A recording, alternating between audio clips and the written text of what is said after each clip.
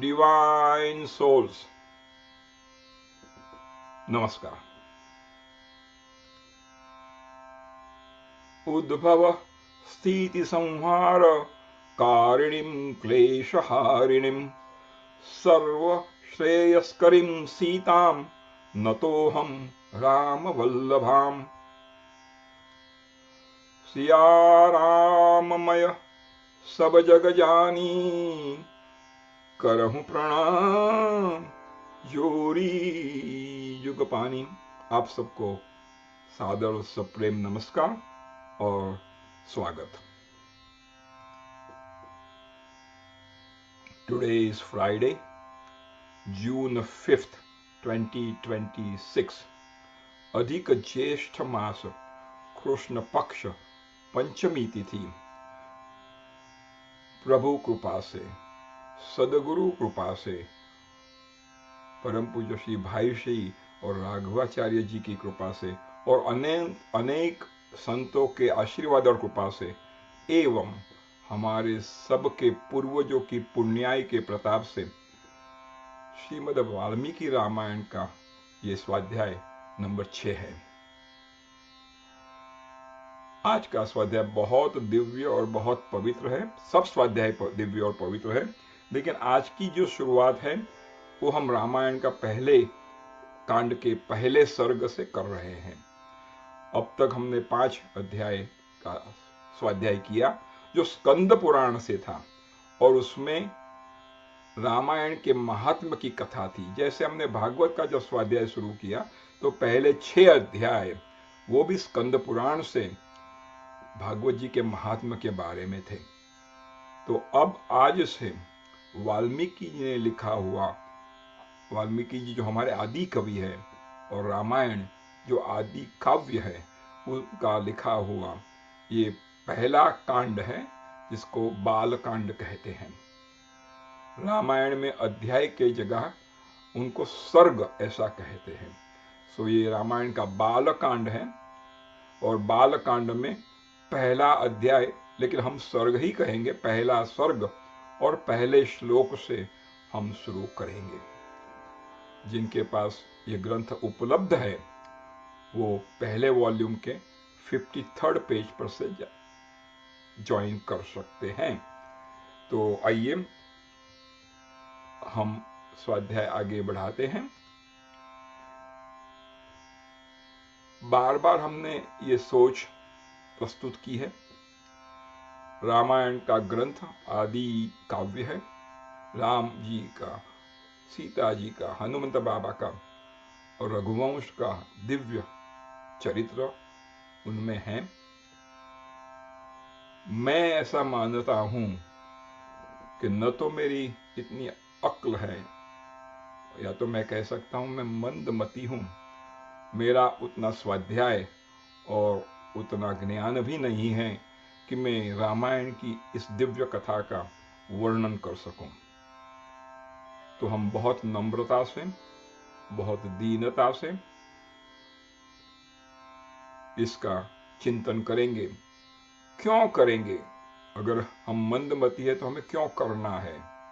क्योंकि भगवान राम की लीला, उनके गुण, उनके गुणानुवाद, उनकी कथा, उनके संतों की कथा, उनके धाम की, अयोध्या धाम की कथा, सरयू माता जी की कथा, ये करने से मेरी वाणी पवित्र हो जाएगी और आपके कान भी पवित्र हो जाएंगे। क्योंकि आप सुन रहे हैं, मैं भी सुन रहा हूं, तो मेरे कान भी श्रवण करने से पवित्र होंगे। इससे क्या होगा? हमने कई बार इसका चिंतन किया है।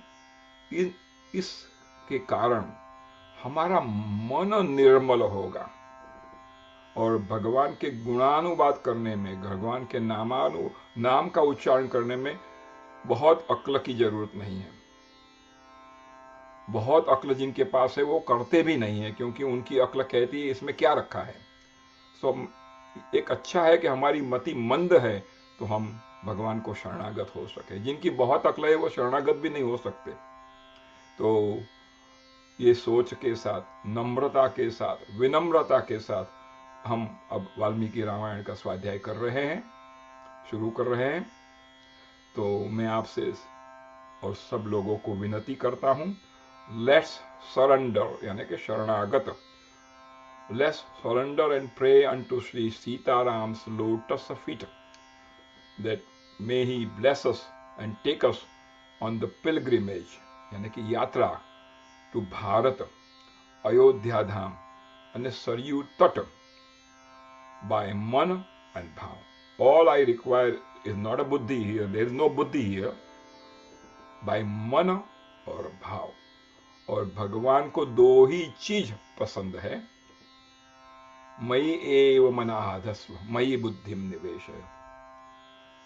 तो भगवान को एक ही चीज चाहिए, हमारा मन. और वो मन कैसे देंगे? तो भावपूर्वक देंगे. अगर भाव है तो भगवान सब एक्सेप्ट कर लेते हैं.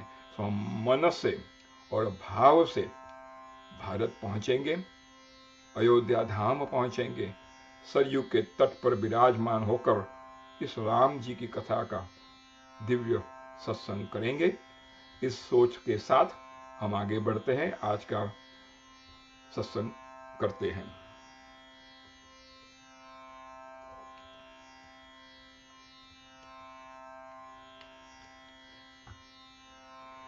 वीरेंद्र देखाई છે? हेलो, जय श्री कृष्ण. हेलो. बराबर છે. ओके, तो आइए भगवान का स्मरण करके, can you mute yourself please. भगवान का स्मरण करके हम वाल्मीकि रामायण के प्रथम कांड, बाल कांड के प्रथम सर्ग में प्रवेश करते हैं. हम एक बार उनका नाद घोष करेंगे.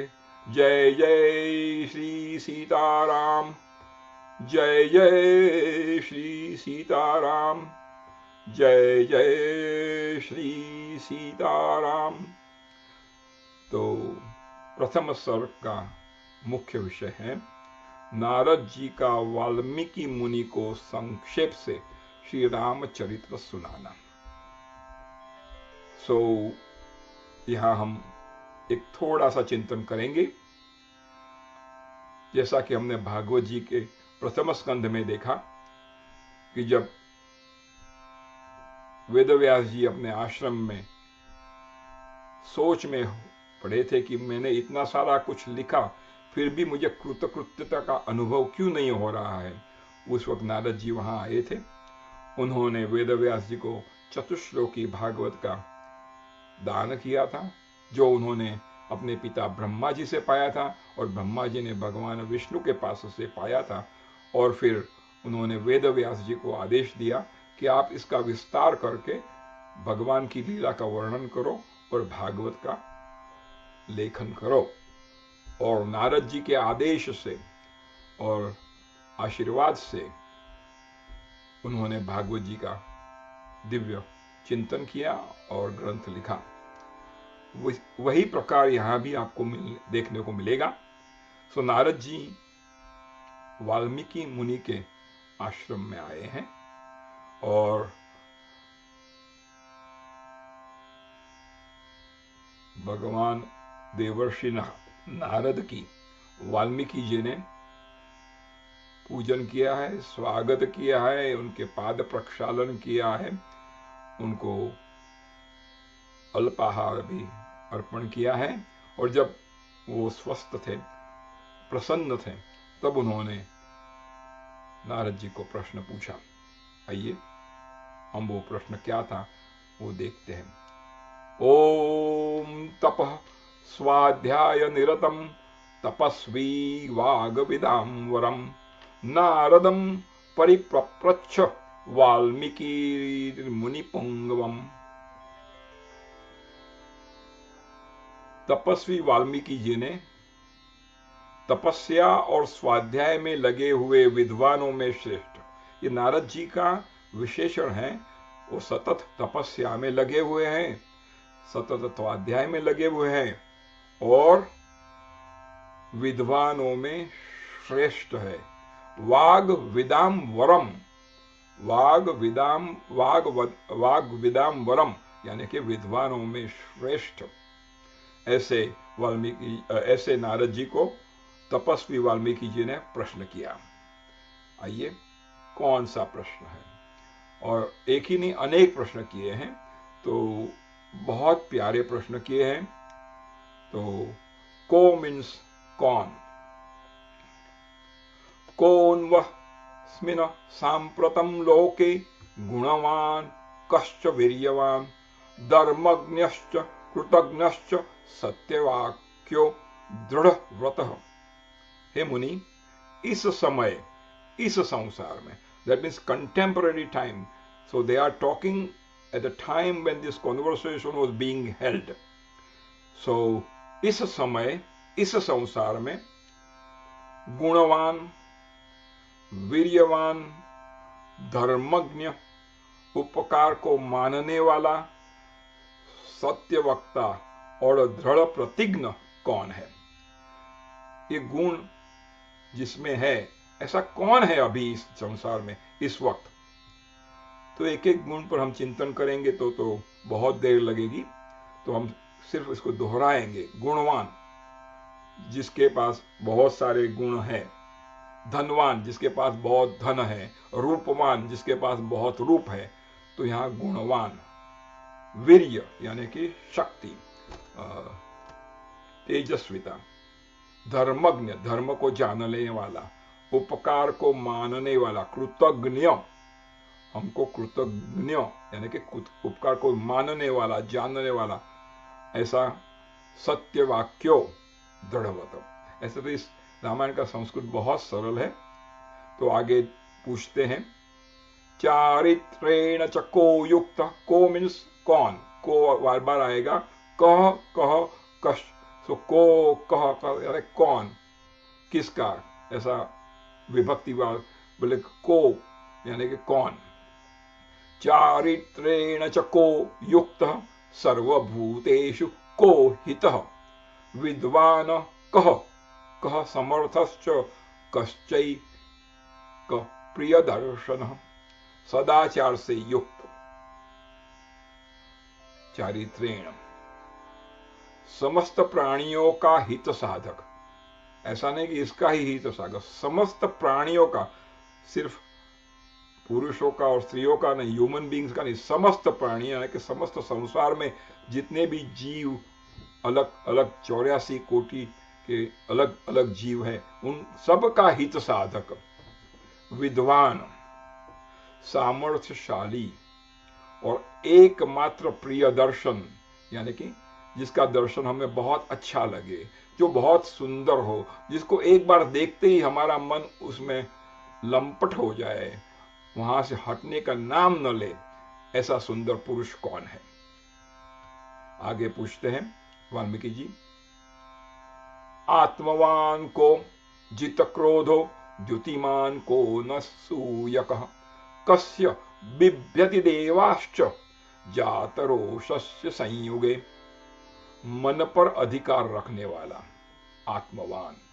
जित क्रोधो, जिसने क्रोध जीत लिया है, क्रोध को जीतने वाला। द्युतिमान यानी कि कांतिमान। अनसूयकः यानी कि किसी की भी निंदा नहीं करने वाला। ऐसा इस जगत में अभी इस वक्त कौन है? इतना होने के बावजूद भी उसका वीर्य, उसका ऐश्वर्य, उसकी शक्ति, उसका शौर्य इतना हो कि संग्राम में अगर वो कुपित हो जाए अधर्म पर, अधर्म करने वाले पर, तो देवता भी उनसे डरेंगे। ऐसा शौर्यवान कौन है? एतदिच्छाम्यहं श्रोतुं परम कौतूहलं हि मे महर्षे त्वं समर्थोसि ज्ञातुमेवं विधम नरम। हे महर्षि, हे देवर्षि नारद, मैं यह सुनना चाहता हूं। एतद इच्छामि अहम, संस्कृत भाषा बहुत प्यारी है, इसका संधि का अगर हम तोड़ेंगे तो एतद इच्छामि अहम श्रोतुम परम कौतूहलम, मुझे बहुत उत्सुकता है, बहुत कौतूहल है। और मैं आपसे क्यों पूछ रहा हूं, किसी से भी पूछ सकता था, नहीं, लेकिन आप ऐसे पुरुष को जानने में समर्थ हैं, क्योंकि हम जानते हैं नारद जी हमेशा त्रिलोक में भ्रमण करते रहते हैं, उनको सब जगह की चीजों का, व्यक्तियों का ज्ञान है। तो श्रुत्वा चैतत्रिलोकज्ञो वाल्मीकिर्नारदो वचः श्रूयतामिति चामन्त्र्य प्रहस्त्रो वाक्यम अब्रवीत। महर्षि वाल्मीकि के इस वचन को सुनकर तीनों लोकों का ज्ञान रखने वाले नारद, हमने आगे ही चिंतन कर लिया, नारद तीनों लोक में घूमते हैं समाज के कल्याण के लिए, भक्ति का प्रसार करने के लिए और भगवत की गुणानुवाद हमको सुनाने के लिए। तो वो तीनों लोक में सतत परिभ्रमण करते हैं, इसलिए तीनों लोगों का ज्ञान उनके पास है। तो तीनों लोकों का ज्ञान रखने वाले नारद जी ने वाल्मीकि जी को संबोधित करके कहा, अच्छा सुनिए, श्रूयताम इति, ये सुनिए। और फिर प्रसन्नतापूर्वक बोले, जब जब किसी संत के पास हम जाते हैं और अगर अच्छा प्रश्न पूछते हैं, अच्छी इंतजारी का हम व्यक्त करते हैं, तो उनको बहुत आनंद होता है कि ये मेरे पास उसे भगवान के बारे में जानना चाहता है, सत्संग कर रहा है। तो सदगुरु और संतों को बहुत आनंद होता है। तो हमें क्या करना चाहिए अगर हम संतों से मिले? लौकिक बातें नहीं करना है, लौकिक बातें करके उनका समय बर्बाद नहीं करना है। परम पूज्य मोरारी बापू और डोंगरे जी महाराज कहते थे, संतों का क्षण, और धर्मशाला में अगर खाने जाए तो वहां अन्न का कण, उसे व्यर्थ करना नहीं है, उसका दुरुपयोग नहीं करना है। तो आगे नारद जी कहते हैं, मुने आपने जिन बहुत से दुर्लभ गुणों का वर्णन किया है, ये सब दुर्लभ गुण हैं। हम अगर अपने आप में अंदर झांक के देखेंगे कि ये जो गुण वाल्मीकि जी ने पूछे हैं, ये सब गुण हमारे में हैं, अगर हैं तो कितनी मात्रा में हमारे पास है। तो और ये सब गुण जो दुर्लभ है, वो एक ही आदमी में अथवा एक ही पुरुष में और एक ही स्त्री में होना, ये कितना दुर्लभ और नामुमकिन है। तो ऐसे बहुत से दुर्लभ गुणों का जो आपने वर्णन किया है, उनसे युक्त, जिसके पास ये सब गुण संपूर्ण रूप से हैं, एक अभी है, उस पुरुष को मैं विचार करके कहता हूं, आप सुने। मैंने सोच लिया, आपने जो प्रश्न पूछे हैं रादर, वो मैंने सोच लिया और मैं अब आपको कहने जा रहा हूं कि ऐसा पुरुष कौन है। आइए नारद जी का जवाब सुनते हैं। इक्ष्वाकु वंश प्रभवो रामो नाम जनैः श्रुतः नियतात्मा महावीर्यो ज्योतिमान वशी। श्रुतः, सुनिए। हमने बार बार कहा है कि भगवान के गुणों का गान, भगवान का लीला का गान, भगवान के नाम का गान, भगवान के धाम का गान, ये सब भक्ति है, सब इक्वल तौर से भक्ति है। तो हमें सुनना ये बहुत आवश्यक है। तो कहते रामो नाम जनहि श्रुतः, प्रख्यात है, जो विख्यात है। इक्ष्वाकु वंश प्रभवो, इक्ष्वाकु के वंश में उत्पन्न हुए एक ऐसे पुरुष हैं जो लोगों में राम नाम से विख्यात है। तो श्रुत यहां दोनों लगता है, सुनिए, और जो विख्यात भी है, और वे ही अब उनके गुणों का वर्णन करने नारद जी जा रहे हैं। बहुत ध्यान से सुनेंगे और हम ऐसा होने का प्रयत्न करेंगे, एटलीस्ट ऐसा होने को का मनोरथ करेंगे। जब तक हम मनोरथ नहीं करते तब तक उस कार्य के बारे में हम आगे बढ़ते नहीं हैं। आप कहेंगे मैं ये कर सकता हूं, वो आगे की बात है, लेकिन अभी तो हम मनोरथ करें कि हम भी ऐसे हो। अगर हम मनोरथ करें, उसके लिए दृढ़ प्रयत्न करें, तो भगवान की कृपा से हम ये सब गुण ला सकते हैं।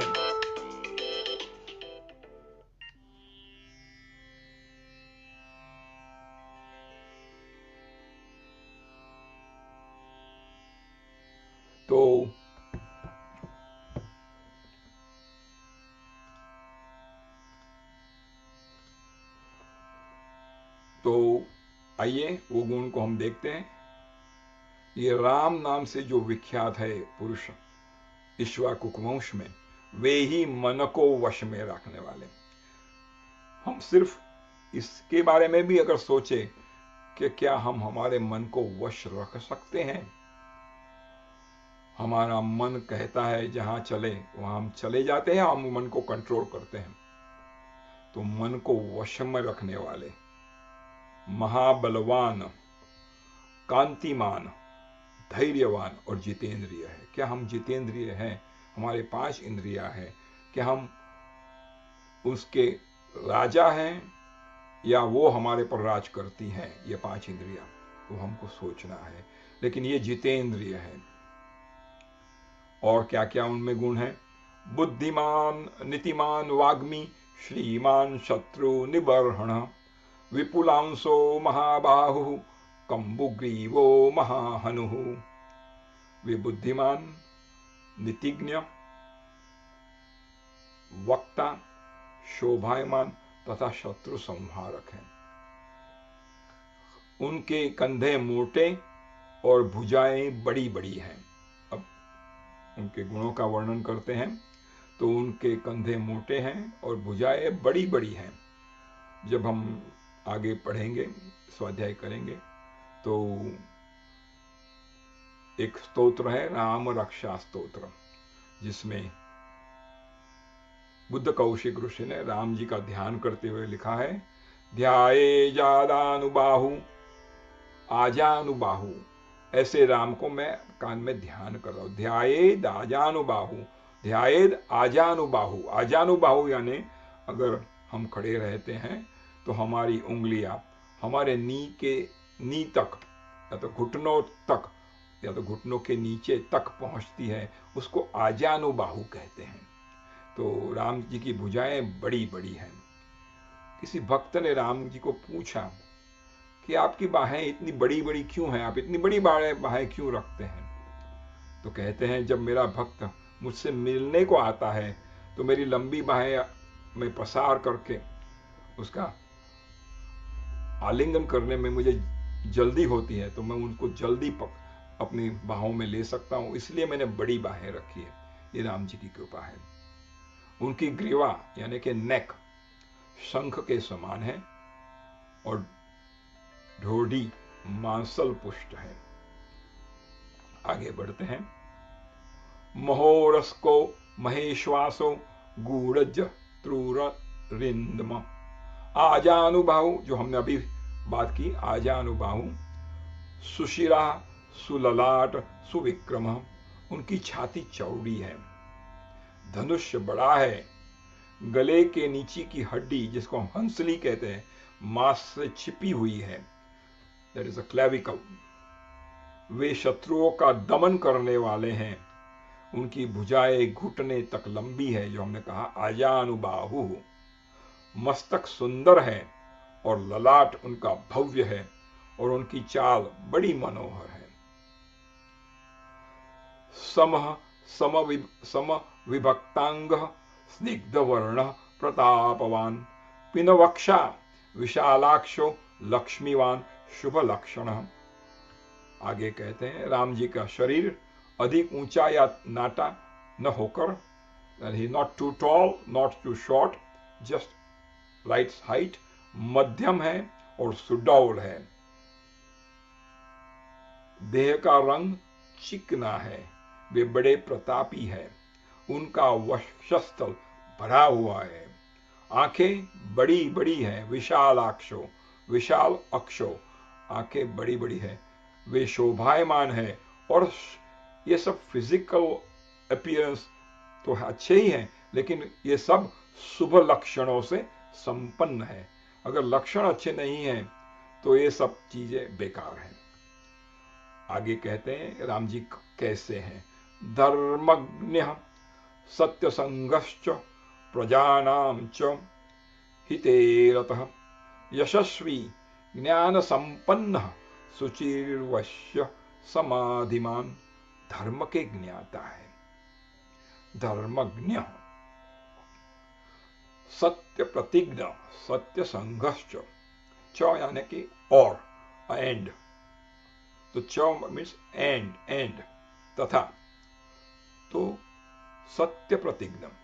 हम जानते हैं रघुकुल रीत सदा चली आई, प्राण जाई पर बचन न जाई, ऐसे सत्य प्रतिज्ञ है।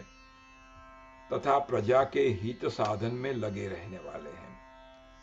ये बहुत अगत्यता का है कि राजा को चाहिए कि उसकी प्रजा उसको प्यार करे, उसको आदर दे, उसको प्रेम से याद करे, और राजा ऐसा हो जो हमेशा हर वक्त प्रजा के हित के साधन में ही लगा रहा हो, अपने लिए नहीं, अपने सुख के लिए नहीं, अपने परिवार के सुख के लिए नहीं, लेकिन अपनी प्रजा के हित के लिए सतत सजाग हो और कार्य करता हो। हम जब रामायण में आगे पढ़ेंगे तो उनमें वर्णन आएगा कि हर आदमी को जो राम राज्य में रहते थे, उन सबको, सब प्रजाजन को राम बहुत ही प्यारे थे। सबको लगता था कि राम हमारे हैं और हमारे परम मित्र हैं और हमारा कल्याण ही करेंगे। ये राम जी के बारे में उनकी बड़ी अच्छी सोच थी, बड़ा प्रेम था, बड़ा स्नेह था। जब राम जी 14 वर्ष वन में जाते हैं, वनवास तो सिर्फ उनको ही मिला था, लेकिन सारी अयोध्या, बूढ़े जवान, स्त्री पुरुष, बच्चे, सब, सारी अयोध्या खाली हो गई और सब राम जी के पीछे पीछे चलने लगे।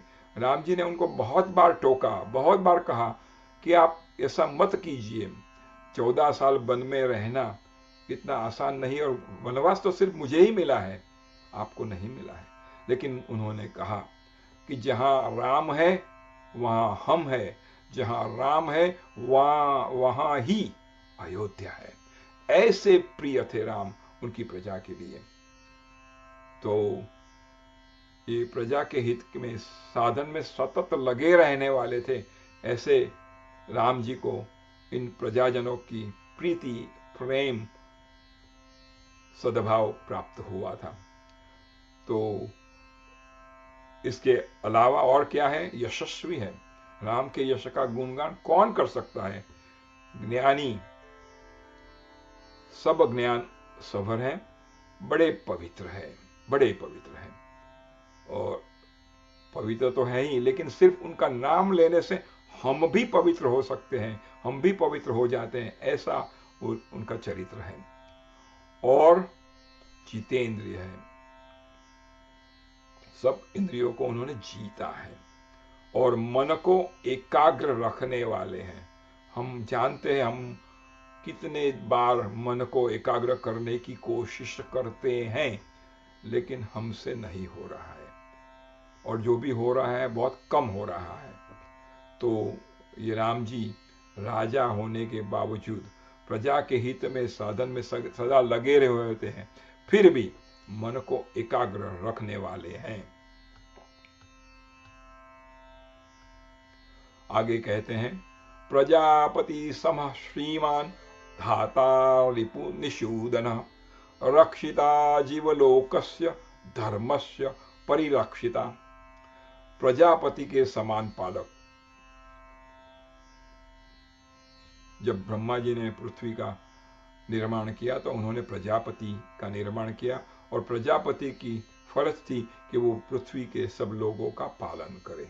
तो ऐसे प्रजापति के समान ये पालक भी हैं। श्रीमान, श्री संपन्न,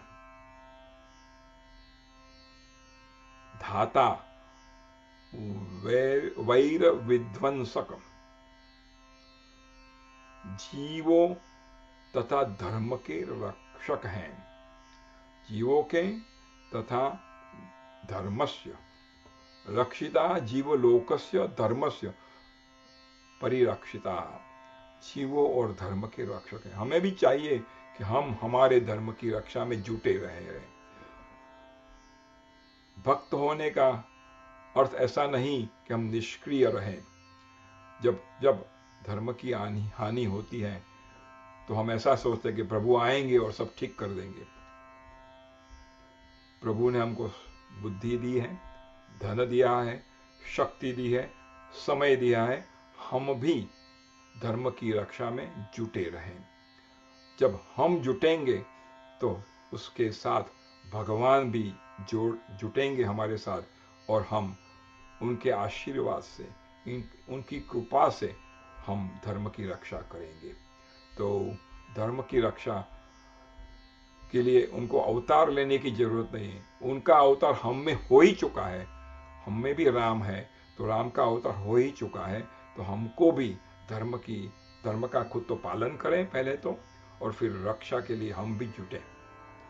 आगे कहते हैं नारद जी, रक्षिता स्वस्य धर्मस्य स्वजनस्य च रक्षिता, वेद वेदांग तत्वज्ञो, बहुत अच्छा लिखा है, धनुर्वेदे च निष्ठित, स्वधर्म और स्वजनों के पालक।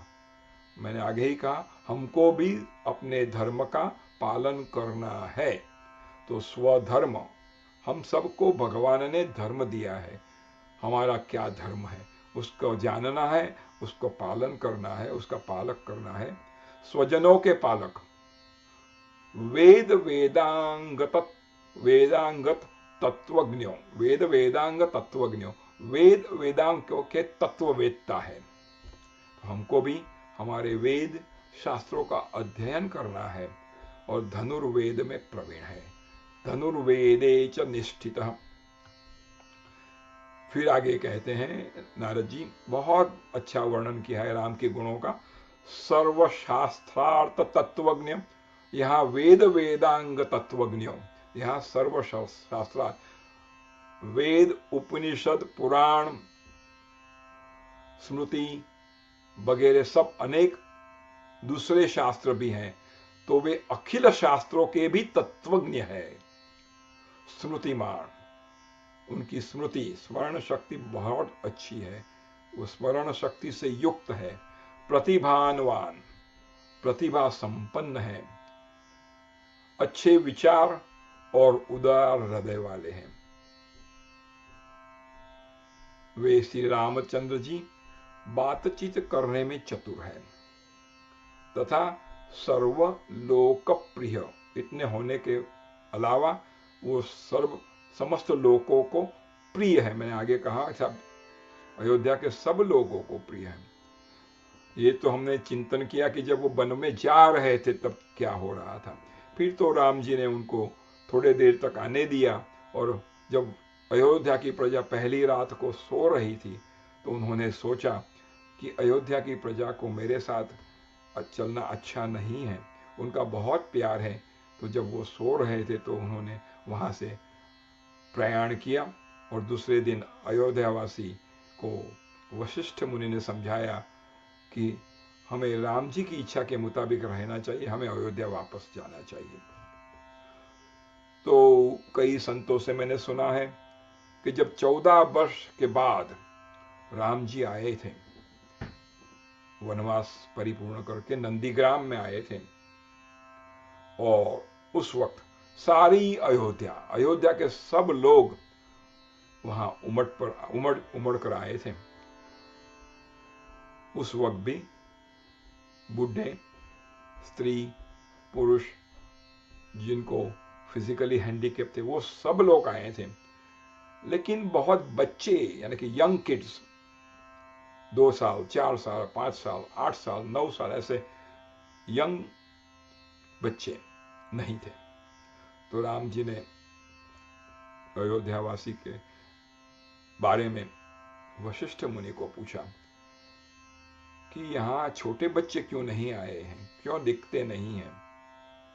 तब जो जवाब वशिष्ठ जी ने दिया बहुत प्यारा, ये हमको दिखाता है कि राम कितने प्यारे थे उन लोगों को। तो उन्होंने कहा, जब से आप वन में गए हैं तब से सबने बहुत कम खाया है, बहुत उत्सव नहीं मनाए हैं और किसी बच्चे का जन्म नहीं हुआ, सबने ब्रह्मचर्य का व्रत और पालन किया। इसलिए आपको इस 14 साल में जो बच्चे नहीं हुए उनका दर्शन कैसे होगा। ये राम जी के प्रिय उन अयोध्या वासियों का प्रेम है। तो वे समस्त लोकों के प्रिय हैं। ऐसे दिव्य राम का चरित्र है। सर्वदा विगत सद्धि समुद्र इव सिंधु भी आर्य सर्वसमश्चैव सदैव प्रिय दर्शन। बहुत अच्छा उदाहरण दृष्टांत दिया है नारद जी ने। जैसे नदियां समुद्र में मिलती हैं उसी प्रकार सदा राम से साधु पुरुष मिलते रहते हैं। तो जब हम राम को मिलने जाएंगे तो हम भी इसी कैटेगरी में गिने जाएंगे, साधु पुरुष। जो साधु नहीं है, जिसको भगवत चरित्र में प्रेम नहीं है, राम के गुणों को जिसका पता नहीं है, वो राम को मिलने जाएंगे नहीं। कौन जाएगा? जिसको राम के चरित्र का पता हो, जो राम की कृपा हो जिसके ऊपर, वही उनको मिलने जाएगा। वे आर्य एवं सब में समान भाव रखने वाले हैं। इतने होने के बावजूद वे सब में समान भाव रखते हैं।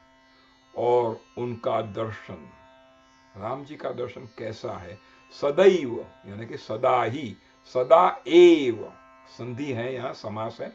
सदा एव, हमेशा ही, एव का बार बार हमने चिंतन किया, एव ही सदा ही प्रिय दर्शन, प्रिय मालूम होता है। जब जब हम राम का दर्शन करेंगे हमारा मन निर्मल होता है, हमको आनंद की अनुभूति होती है। आगे उनका वर्णन करते हुए, उनके गुणों का वर्णन करते हुए नारद जी लिखते हैं, कहते हैं, सच सर्व गुणोपेत कौसल्यानंद वर्धन समुद्र इव गांभीर्ये धैर्येण हिमवान इव। संपूर्ण गुणों से युक्त। प्रश्न में उन्होंने पूछा था कि संपूर्ण गुण युक्त कौन है, तो उसके बारे में ये कहते हैं, संपूर्ण गुण से युक्त वे श्री रामचंद्र जी अपनी माता कौशल्या को आनंद बढ़ाने वाले। अगर हमारा बेटा इतना अच्छा है तो माता को भी आनंद होगा और आनंद मिलेगा। तो अपनी माता कौशल्या का आनंद बढ़ाने वाले हैं। और उनकी गंभीरता कैसी है? तो गंभीरता में वे समुद्र और धैर्य में हिमालय के समान है। तो गंभीरता में वे समुद्र और धैर्य में हिमालय के समान है। आगे कहते हैं, विष्णुना सदृशो वीर्ये सोमवत प्रिय दर्शन कालाग्नि सदृश क्रोधे क्षमया पृथ्वी सम। सदृशो मीन्स उसके समान। सदृशो यहां भी आया है, यहां समह यानी भी समान। तो कहते हैं भगवान राम विष्णु भगवान के समान बलवान है। उनका दर्शन सोमवत यानी कि चंद्रमा के समान मनोहर प्रतीत होता है। हम जब पूर्णेंदु पूर्णिमा के चंद्र को देखते हैं तो हमें बहुत आनंद आता है, बहुत प्यारा लगता है, बहुत शीतलता प्रदान करता है। हम पूर्णिमा के पूर्णेंदु यानी कि चंद्र के पीछे पागल हो जाते हैं। तो भगवान का दर्शन चंद्रमा के समान मनोहर प्रतीत होता है। और जब वो क्रोध करते हैं, शीतलता तो देते हैं, लेकिन जब क्रोध होते हैं तो क्या होता है? वो कालाग्नि के समान है। और फिर भी वो क्षमा में पृथ्वी के समान है, सदृश समान। त्याग में कुबेर, जिसका राज्याभिषेक होने वाला था, चक्रवर्ती राजा बनने वाले थे, उस वक्त उसी दिन उनको पता चलता है कि राज्य तो नहीं मिल रहा है, लेकिन मेरे पिताजी का आदेश है कि मैं 14 वर्ष वन में जाऊं। तो हम आगे पढ़ेंगे वाल्मीकि रामायण में, उसका बहुत प्यारा वर्णन है कि जब उनको पता चला कि दशरथ जी उनका राज्याभिषेक करने वाले थे, और जब उनको पता चला कि उसके बजाय उनको 14 साल का वनवास हुआ, दोनों वक्त उनका रूप, उनका धैर्य, उनका चिंतन, उनकी मन की स्थिति सिमिलर यानी कि सरखी थी। न वो उन्होंने बहुत आनंद हुआ और न वो बहुत दुखी हुए। तो उनकी क्षमता, जिसको हम कहते हैं स्थित प्रज्ञता, उसमें दिखाई देती है। और सत्य के बारे में, सत्य धर्म इवापर, सत्य में द्वितीय धर्मराज के समान है। धर्मराज जो धर्म के राजा हैं, उनके समान है। तो तमेव गुण संपन्नम रामम सत्य पराक्रमम, इस प्रकार उत्तम गुणों से युक्त और सत्य पराक्रम वाले सदगुणशाली अपने प्रियतम ज्येष्ठ पुत्र को, जो प्रजा के हित में संलग्न रहने वाले थे, हमने चिंतन किया है, प्रजा वर्ग का हित करने की इच्छा से राजा दशरथ ने प्रेमवश युवराज पद पर अभिषिक्त करना चाहा। अब तक राम के सब गुणों का वर्णन किया और अब रामायण की कथा आगे बढ़ाते हैं। मैंने आगे कहा, ये प्रथम सर्ग में सारी रामायण की कथा 100 श्लोक में आ गई है। फिर से ये प्रथम बालकांड के प्रथम सर्ग में संक्षिप्त में सारा रामायण नारद जी ने वाल्मीकि को सुनाया। तो हम बड़े भाग्यशाली हैं कि आज हम अधिक महीने के ज्येष्ठ मास में ये रामायण की कथा का पारायण कर रहे हैं। जितना हो सके हम इस सर्ग का पारायण करेंगे, ताकि हमको भी अधिक मास में रामायण का पारायण करने का फल प्राप्त हो। तो आइए, दशरथ ने प्रेमवश युवराज पद पर अभिषिक्त करना चाहा। चाहा means it is a past tense, he wanted. So याद रखना, ये सब अब जो कहेंगे वो पास्ट टेंस में, अब तक जो कहा वो प्रेजेंट टेंस में। वे धर्म के रक्षक हैं, वो प्रवीण है, ये प्रतिभा संपन्न है, यानी कि राम अभी विद्यमान है, इसलिए है ऐसा, यानी कि प्रेजेंट टेंस बताया है। यहां अभी पास्ट टेंस हुआ, तो क्योंकि ये कथा हो चुकी है, ये हो चुकी है, इसलिए वह पास्ट टेंस में है। और ये कथा कब हो रही है? जब राजा राम विद्यमान है और अयोध्या की गादी पर राजा की तौर से राम राज्य का शासन और पालन कर रहे हैं। तो ये पास्ट टेंस में है, यानी कि ये पहले हो चुका है। तो आइए अब हम आगे की सोचते हैं। जब दशरथ जी ने चाहा कि राम को युवराज पद पर अभिषिक्त किया जाए, तदनंतर राम के राज्याभिषेक की तैयारियां देखकर रानी कैकेयी ने, जिसे पहले ही वर दिया जा चुका था, राजा से यह वर मांगा कि राम को निर्वासन यानी कि वनवास मिले 14 साल का, और अपना खुद का जो बेटा था, जो भरत कहलाता था, उसका राज्याभिषेक हो। राजा दशरथ ने सत्य वचन के कारण धर्म बंधन में बंधकर प्यारे पुत्र राम को वनवास दे दिया।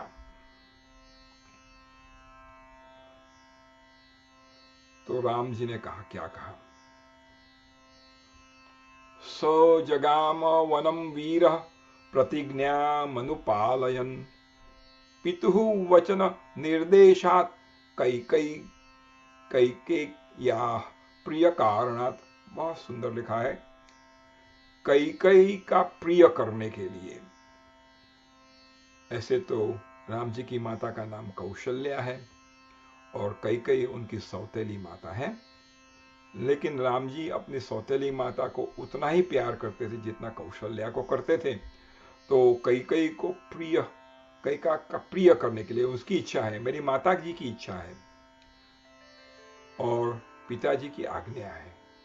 माता के सुख के लिए और पिता की आज्ञा के लिए हम क्या करेंगे, क्या किया है हमने और क्या क्या नहीं किया है, हम उसकी आत्मखोज करेंगे।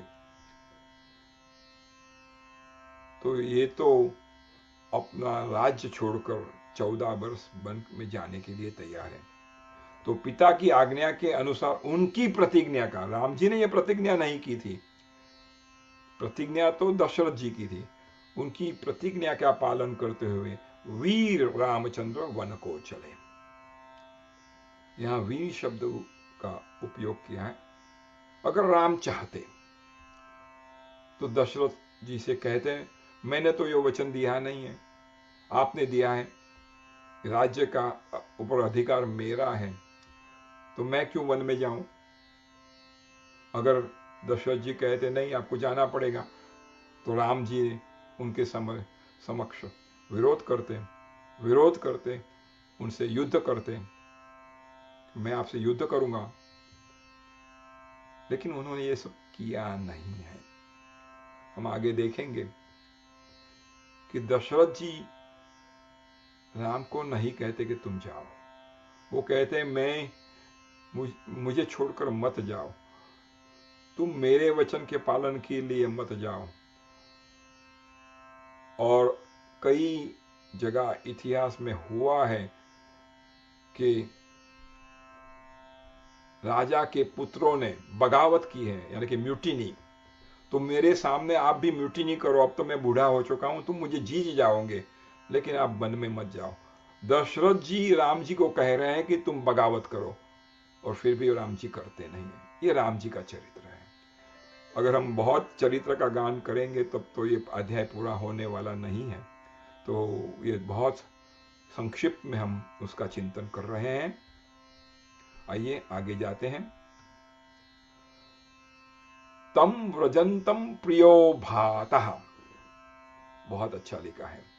तब सुमित्रा के आनंद बढ़ाने वाले, यानी कि सुमित्रा के बेटे, राम जी को 3 माताएं थी, कौशल्या खुद की माता थी, सौतेली माता सुमित्रा और कैकेयी। तो सुमित्रा के बेटे कौन थे? लक्ष्मण जी, जो विनयशील है, विनय संपन्न, जो अपने बड़े भाई राम को बहुत ही प्रिय थे, अपने सुबंधुत्व का परिचय देते हुए। हम सबको कहते हैं मैं तुझसे प्यार करता हूं, बहुत प्यारे हो, आई लव यू, पर जब वो वचन निभाने के लिए आता है तो क्या हम वो निष्ठा, वो नाता निभाते हैं? तो अपने सुबंधुत्व का परिचय देते हुए राम जी ने उनको नहीं कहा कि तुम मेरे साथ चलो, फिर भी स्नेहवश वन को जाने के लिए बंधुवर राम का अनुसरण किया। राम ने भी उनको रोका, आप यहां रहिए, 3 माताएं हैं, दशरथ जी की तबीयत ठीक नहीं है, आप यहां रहकर राज्य संभालें, भरत जी को मदद करें। लेकिन उन्होंने ये कबूल नहीं किया और उनके साथ चले। और ये 3 श्लोक बहुत प्यारे हैं, बहुत प्यारे हैं। आइए उसका हम पठन करेंगे और ये पढ़कर हमारी आंखें नम हो जाती हैं। ये दिव्य चरित्र राम जी का, लक्ष्मण जी का और अब सीता जी का दिव्य चरित्र कौन गा सकता है, इसे कौन वर्णन कर सकता है? बहुत प्यारा है। रामस्य दयिता भार्या नित्यं प्राण समाहिता, रामस्य दयिता भार्या नित्यं प्राण समाहिता जनकस्य कुले जाता देवमायैव निर्मिता सर्वलक्षण संपन्ना नारिणामुत्तमा वधू सीताप्य अनुगता रामं शशिनं रोहिणी यथा पौरेर नुगतो दूरम पित्रा दशरथेन च। बहुत प्यारा सीता जी का चरित्र का वर्णन है। आंखें नम हो जाती हैं, दिल में आनंद उभरता है प्रेम का। क्या पतिव्रता स्त्री थी। और जनक के कुल में, उनका कुल भी बहुत दिव्य था। जनक, जिसको लोग वैदेह राज कहते हैं, और जनकपुरी को वैदेह नगर कहते हैं, और सीता जी को वैदेही कहते हैं, जो देह में रहते हुए भी देह में नहीं है, डिटैच्ड है, जिसको देहाभिमान नहीं है, ऐसे जनक राजा, उनकी बेटी वैदेही तो अपने कुल का संस्कार लेके आई है। तो जनक के कुल में उत्पन्न सीता भी जो अवतीर्ण हुई, और कैसी दिखती थी, देव माया की भांति सुंदर, अति सुंदर। उनका रूप का वर्णन कौन कर सकता है, उनके गुणों का वर्णन कौन कर सकता है, उनके चरित्र का वर्णन कौन कर सकता है। कैसी थी वो, रामों के प्राणों के समान प्रियतमा पत्नी, रामों के प्राणों के समान प्रियतमा पत्नी। और क्या उनमें गुण थे? सदा ही, फिर से यहां ही आया है, सदा भी नहीं, सदा ही means only, only and only. सदा ही पति का हित चाहने वाली थी। ये पतिव्रता के लक्षण है कि सदा ही पति का हित चाहने वाली थी। वनवास तो सीता जी को मिला नहीं है, सिर्फ राम जी को ही मिला है। और सीता कोई सामान्य स्त्री नहीं है, जनक की राजकुमारी थी, वो भी बहुत कोमल थी। कभी वो धरती पे पांव रखती थी तो वहां कमल की पंखुड़ियां होती थी, दास दासियों से घेरी हुई थी, उसको खुद को कुछ करना नहीं पड़ता था। ऐसी नाजुक, ऐसी धनी सीता जी नंगे पांव राम जी के पीछे चली। ये दिव्य चरित्र है। और उपमा भी बहुत अच्छी, वाल्मीकि जी ने कई जगह पर अद्भुत उपमाएं दी हैं। वाल्मीकि आदि कवि हैं और रामायण आदि काव्य है। इतनी सारी अच्छी अच्छी उपमाएं दी हैं। तो यहां उन्होंने बहुत प्यारी उपमा दी है। जैसे चंद्रमा के पीछे रोहिणी चलती है, रोहिणी नक्षत्र है और उसे चंद्रमा से प्यार है, तो वो चंद्रमा के पीछे पीछे चलती है, तो वैसे ही राम जी के पीछे सीता जी चलने लगी। आगे हम चिंतन करेंगे। हमने सीता अष्टमी से हमारा रामायण का पारायण शुरू किया है, तो आपको याद दिला दूं, उस वक्त हमने चिंतन किया था कि जब सीता जी ने कहा कि मैं भी आपके साथ चलूंगी, तब राम जी ने उसे बहुत मना किया। ऐसा नहीं कि राम जी खुश हो गए, चलो आप भी मेरे पीछे चलो, मेरे साथ चलो।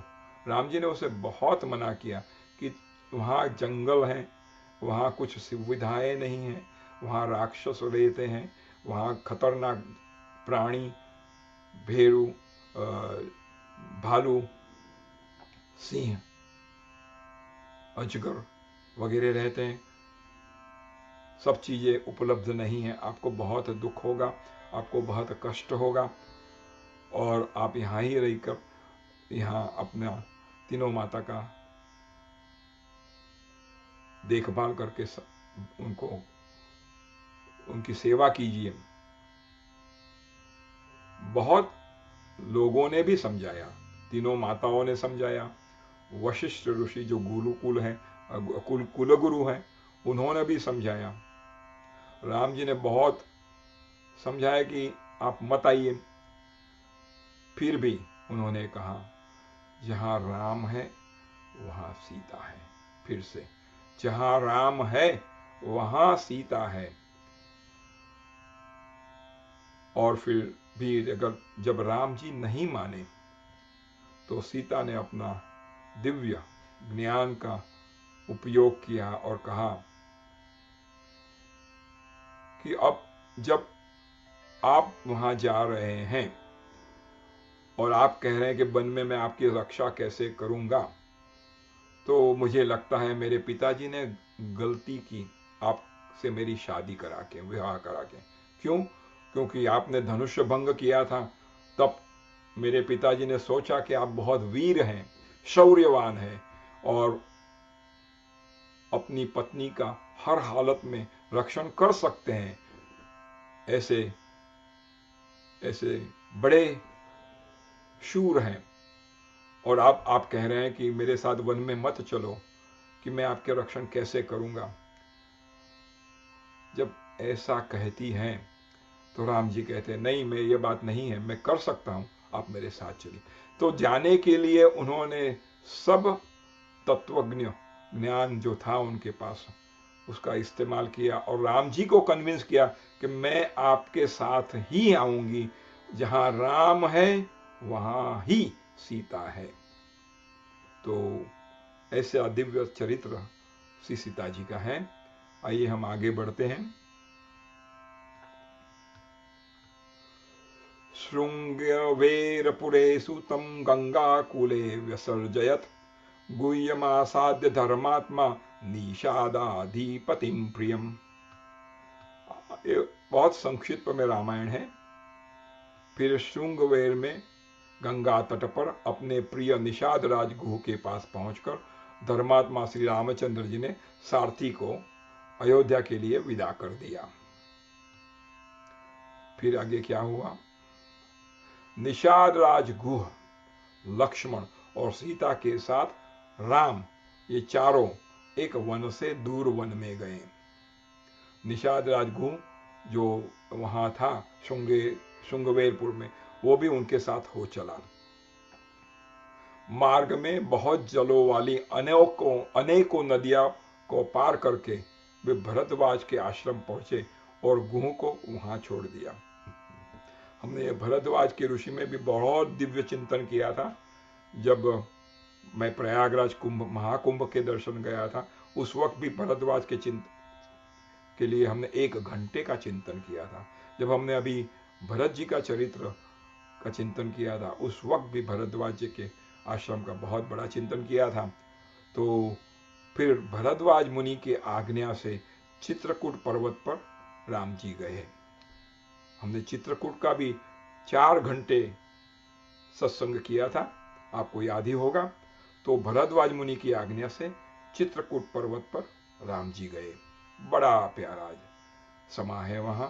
अभी भी मैं जब फरवरी में गया था तो चित्रकूट गया था। अद्भुत, बहुत दिव्य, बहुत पवित्र। तो चित्रकूट पर्वत पर गए। वहां वे तीनों देवता और गंधर्वों के समान वन में नाना प्रकार की लीलाओं करते हुए और लीलाएं करते हुए एक रमणीय पर्णकुटी यानी कि कॉटेज बनाकर उसमें सानंद रहने लगे। ये बहुत कुछ हमको सिखाता है। सिर्फ हमको ये पढ़ना नहीं है, इसमें से हम क्या ग्रहण कर सकते हैं वो देखना है। रहते थे कैसे? जैसे वो देवता और गंधर्वों के समान। देवता और गंधर्व कहां रहते हैं? स्वर्ग में रहते हैं, जहां सब प्रकार की सुविधाएं हैं, जहां सिर्फ चिंतन करने से वो चीजें मिल सकती है। अगर आप कहेंगे मुझे गुलाब जामुन खाना है, आपको लेना नहीं है, गुलाब जामुन बनाना नहीं है, उसका चिंतन करते ही आपके सामने गुलाब जामुन आ जाएंगे। तो ऐसा स्वर्ग का वर्णन है।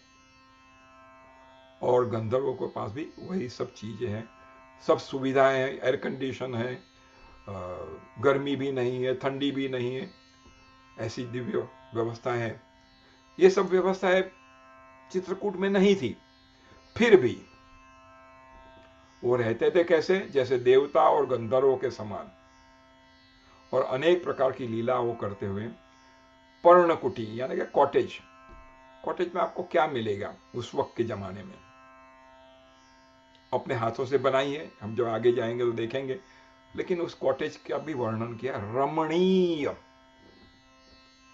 उसमें कैसे रहने लगे, क्या करे अब, कोई छुटकारा नहीं है, 14 साल बिताने ही है, रो रो के बिताएंगे, कोस कोस के बताएंगे कई ने ऐसा क्यों किया, मैंने क्यों आज्ञा मानी, मूर्ख था, उसी वक्त ना कह देता तो अच्छा रहता। ऐसा नहीं है, सानंद, आनंद के साथ रहने लगे।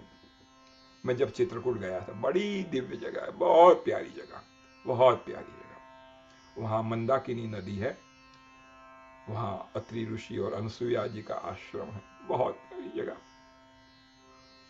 तो वहां 11 वर्ष वहां उन्होंने बिताए चित्रकूट पे, इसलिए चित्रकूट का बहुत बड़ा महात्म्य है। अयोध्या में श्री रामचंद्र जी नंगे पांव नहीं जाते थे बाहर, उनको कोई जाने भी नहीं देता था, क्योंकि वो युवक राज थे, युवराज थे, राजा थे। रथ में जाएंगे और नीचे पैर रखने के पहले उनके पास पादत्राण होंगे। लेकिन चित्रकूट में राम, लक्ष्मण और सीता पादत्राण बिना यानी कि नंगे पांव घूमे हैं, 11 वर्ष घूमे हैं। यानी कि चित्रकूट का कण कण राम के चरण से पवित्र हुआ है, इसलिए चित्रकूट का महात्म्य है। अयोध्या भी का महात्मा है, लेकिन वहां राम के चरण रज इतने नहीं हैं जितने चित्रकूट में हैं। तो वहां वो सानंद रहने लगे। वहां के लोगों के साथ मैंने जब सत्संग किया तो उन्होंने कहा कि सीता जी और राम जी के जीवन काल दरमियान अगर उनका कोई उत्तम से उत्तम काल हो, that mean the best of the best, the pinnacle of their life, वो चित्रकूट में था। तो मैंने उनको पूछा, भाई चित्रकूट में कुछ था तो नहीं उनके पास, कुछ सुविधाएं नहीं थी, कुछ चीजें नहीं थी, सब हाथ से बनाना पड़ता था, खाने के लिए भी ढूंढने जाना पड़ता था, कंदमूल वगैरह, लकड़ियों को भी खुद को चुनने जाना था, नदी के किनारे स्नान करने जाना पड़ता था, वहां राक्षस रहते थे, कई कई तकलीफें हुई। फिर भी आप कहते हैं कि उनका सबसे अच्छा काल चित्रकूट में है, क्योंकि वो एक दूसरे के करीब थे, एक दूसरे के पास थे और सारा समय एक दूसरे के साथ गुजार रहे थे। कौन सी जगह पर गुजार रहे थे वो महत्व नहीं रखता है, कैसे गुजार रहे थे। जहां प्रेम है, जहां भक्ति है, जहां प्यार है, जहां त्याग है, वहां सानंद है। और जब हम अगर बड़े बड़े घरों में रह रहे हैं, हमारे पास एसी है, मर्सिडीज है, टोयोटा है, लक्सस है, सब सुविधाएं हैं, लेकिन अगर हम अनुराग से नहीं रहे हैं तो इतनी सुविधाओं के बावजूद भी हम आनंद में नहीं हैं। तो राम जी और सीता जी का ये सबसे उत्तम काल माना गया है दाम्पत्य जीवन का, तो इसलिए सानंद रहते थे। तो यहाँ 11:20 हुई है, तो हम यहीं पे विश्राम करेंगे।